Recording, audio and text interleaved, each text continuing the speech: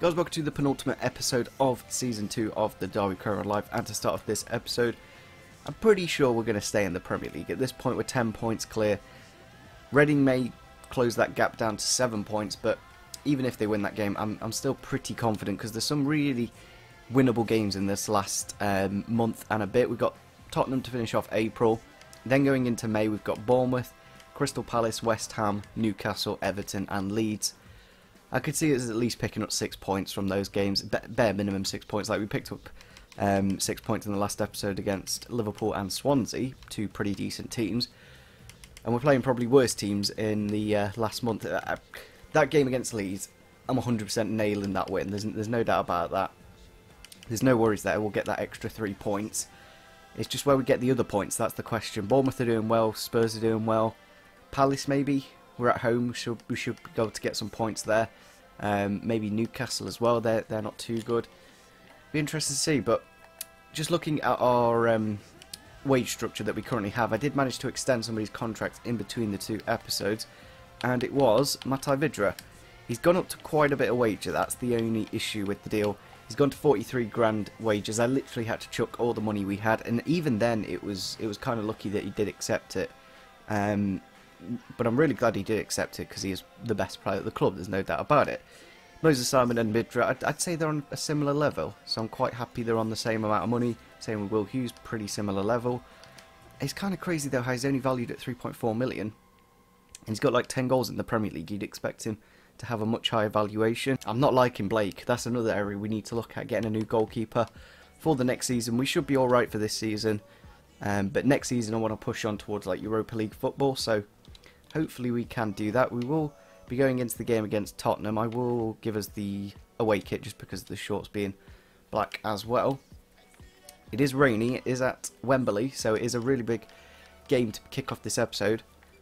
Will we pick any points up? We'll have to wait and see. We are then at Wembley Stadium. It's such a shame I can't show you the pre-match highlights obviously for this game, but it's an amazing stadium. I'm not 100% sure it'll be a full attendance like it is in the game, but looking at their lineup, it's a bit of a strange side in fairness.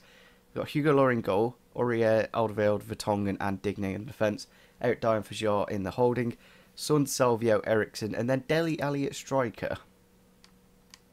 Where is Harry Kane? That is the question. Surely he'd be starting this game, but for some reason they've gone for Dele Alli. Bit of a strange one, but nevertheless, we've decided to put Jordan Ibe on the left-hand side. He did really well in that Liverpool game, and I'm not sure why I didn't play him at last game against Stoke, which we did lose. So obviously I'd like some points in this game. Whether it's a realistic target, we'll have to wait and see. Son here on the attack, he's gone around Wisdom, cuts past Dunk, and again, now with the shot off the post and in the back of the net, the Korean has kicked off this game in the first 20 minutes. Especially at Wembley, the crowd's going to be against you. It's going to be a tough game to come back into. You definitely don't want to concede against a possession team like Tottenham in the first few minutes. It's kind of interesting because both the wingers push up quite a bit, and both Dele Alli and Ericsson essentially just create, so it's actually quite an interesting tactical play from Tottenham.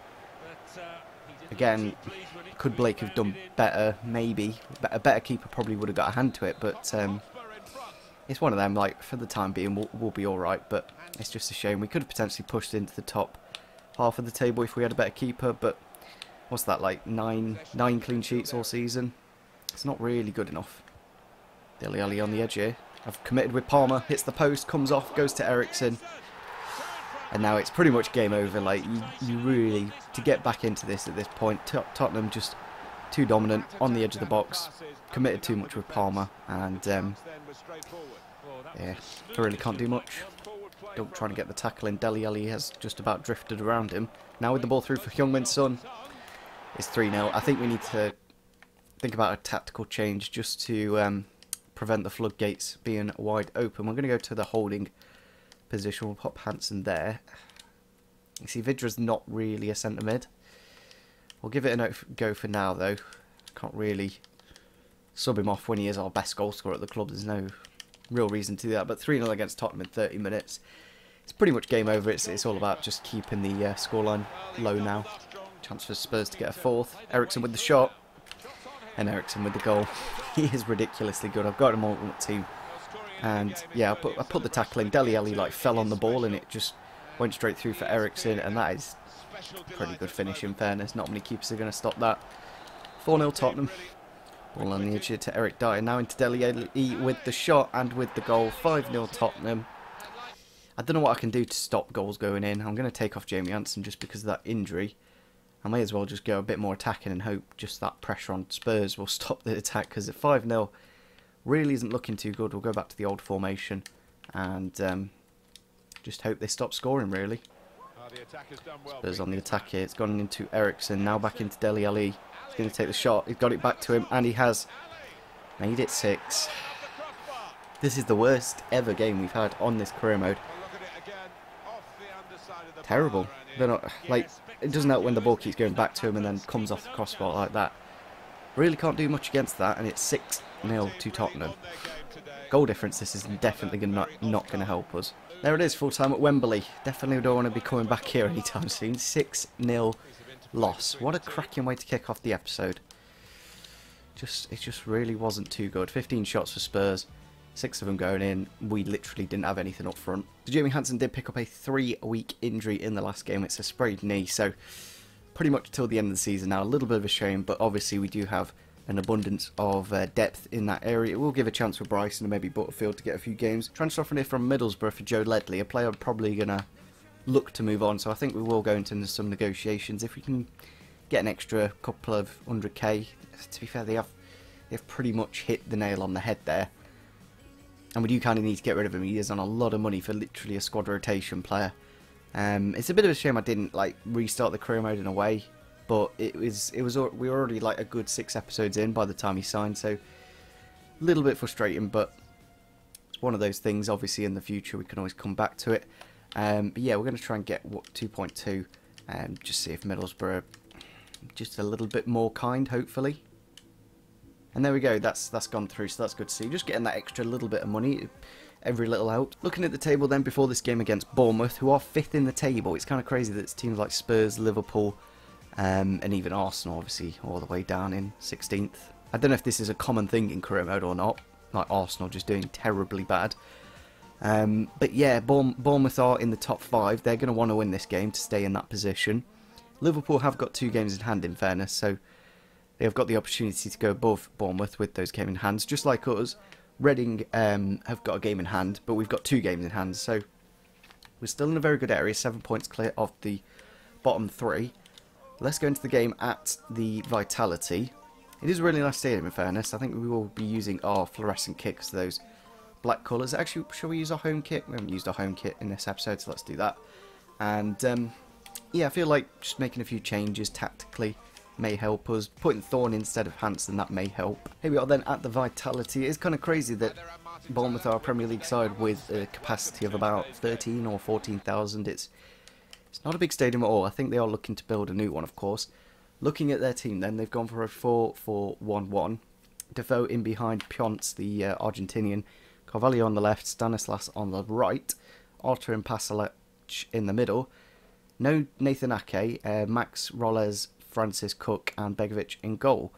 I think they were playing a 5 at the back before, so it's interesting to see that they've changed tactically.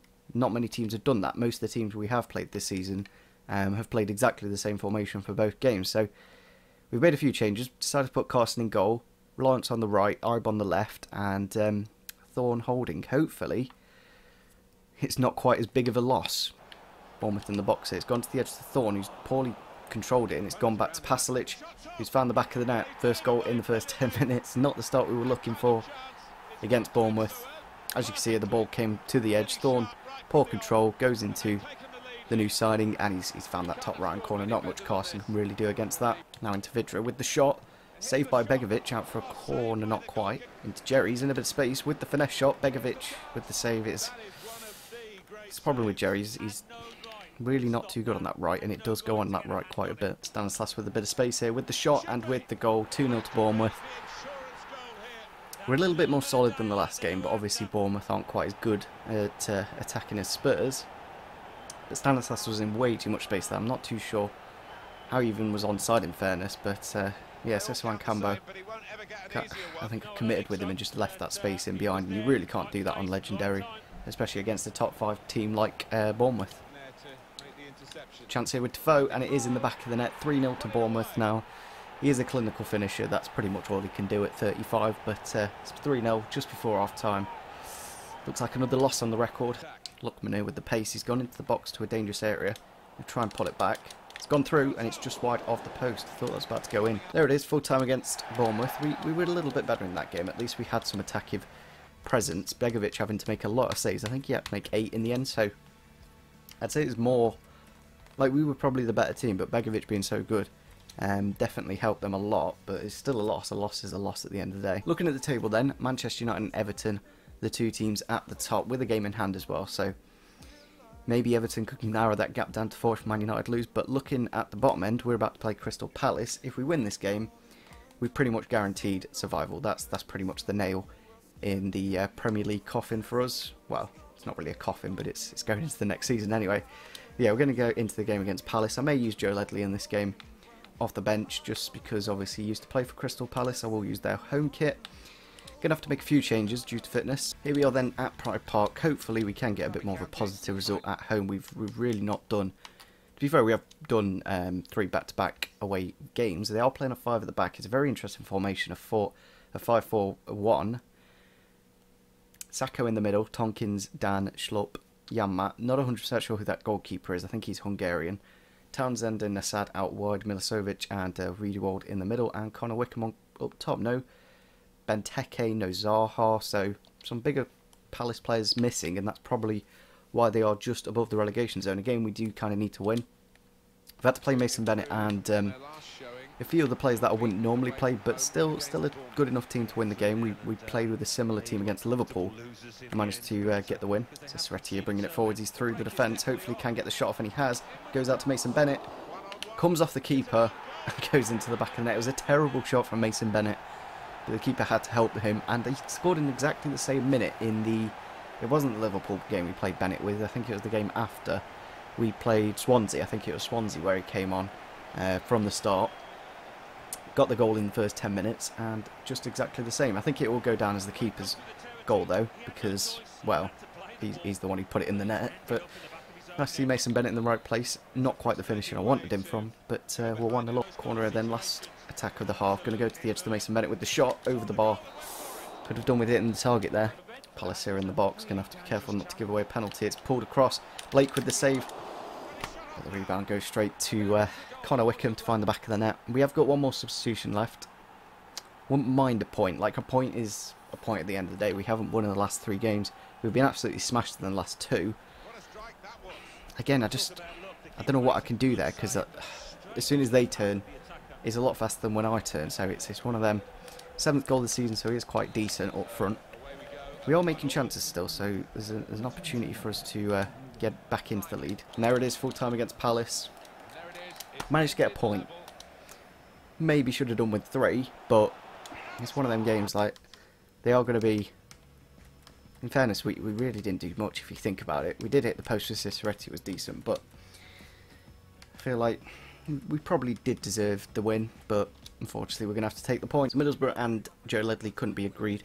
I think Middlesbrough have actually come in for, like, Huddleston, Butterfield and now Ledley, so all 3 of them have actually rejected Middlesbrough, so maybe they've got a really bad wage structure or something. But looking at the table, for the next game against West Ham, they are a point below us, but we've got a game in hand, so in theory if we win this game, we're in a very good place. Leeds managed to pick up a win in their last game, so they're on 32 points now, but obviously we've got the game in hand, so at the moment it's 7 points, but we can potentially turn that into 11, no, 10 points. We can turn it into a 10-point gap, so hopefully we can end off this episode with that. I wouldn't mind a point again against West Ham. They're just below us. It'll just help us out going into the last stretch of the season. Last 4 games now. Not very long to go at all. As long as we can get a point, then I'll be more than happy. Here we are then at the London Stadium against West Ham. Be interested to see what lineup they've gone for. Obviously they've made a few signings in the summer. Antonio up front, Arnautovic and AU out wide. Lanzini, Obiang and Noble in the middle. Ricardo Rodriguez. Is that the Swiss Milan? That's an interesting one. Reed and Ogbonna in the defence as well, and Byram and Adrian. Pretty decent team. Obviously not too many new signs other than Rodriguez, but still a very good team. Half time then against West Ham, currently 0-0. Wouldn't mind a point, but if we actually win this game, we guarantee survival. So we've only got 3 games after this, so not very long to go at all. and the closer you get to the end of the season, obviously the harder the teams are going to play. So wouldn't mind getting a win here. It's gone into Moses Simon. It's turned past the defender, got the shot off, but it's been blocked. Free kick here for West Ham, 15 minutes to go. Definitely don't want to be conceding at this point. It's fallen down into the box. Dunk hasn't dealt with it. Blake parries it to a bloody dangerous area. Luckily nobody's there. Through for Solanke then. Good tackle from Lukman. Hopefully he can get the shot off, and he has. Dragged wide. Last 10 minutes now. They are bringing on... Who's that? They brought off Obiang and brought on... I'm not 100% sure who that is. Chance here. Won it off West Ham. Solanke going through with the shot now. I thought I was going to hit the back of the net. I don't know how that missed. There it is, full time against West Ham. Solanke did actually just pick up an injury there in the last minute. As you can see, he is down. I think he's holding his elbow. I'm not 100% sure if the commentator said we have avoided relegation or not, but I think a point's a fair result in the end. At least we got a couple of points to end off this episode. That's one benefit of it. So looking at the table then to finish off this episode, we are on 40 points, 10 wins, 10 draws and 15 losses. I think that's a fair record for a newly promoted side. West Brom have recorded another win in this episode. They've got up to 23 points. They're clawing a few points back, but I don't... Like, there's 7 points and there's only... We still can get relegated. If Leeds win all their games and we lose all ours, then we'll get relegated. But I think we got Leeds as one of those games straight away, so as long as we beat Leeds, then we're more than good. And we've got Newcastle, both those teams below us. We have got Everton or second. Going to be a tough one. They are literally 3 points off the top. Chelsea just beat Man United to open up that gap. It's going to be an interesting end to the season. It's a bit of a shame that Bournemouth have dropped a few points now, but that top four forming a bit more strongly. Arsenal managed to climb from pretty much just above the relegation zone to about mid-table. So I think we're going to end the episode here. We are basically going to end the season in the next episode. It's as simple as that. So make sure you do leave your comments on who we should be signing for the next season, just so I can get those scout reports in, because it's literally boom and the where. So we do need to think about doing them now. I'm looking for a first team quality keeper, like 80 rated and above, and a striker. That's probably the two areas at the moment. There may be areas we'll look at in the future, but we are bringing in Emerson and Hendrick on pre-contract, so I think everywhere else we're pretty darn good. So just a first team striker 80 and above, and a first team goalkeeper 80 rated and above. So hopefully you guys did enjoy this episode. Make sure you do leave a like rating if you did enjoy, and see you soon. Bye.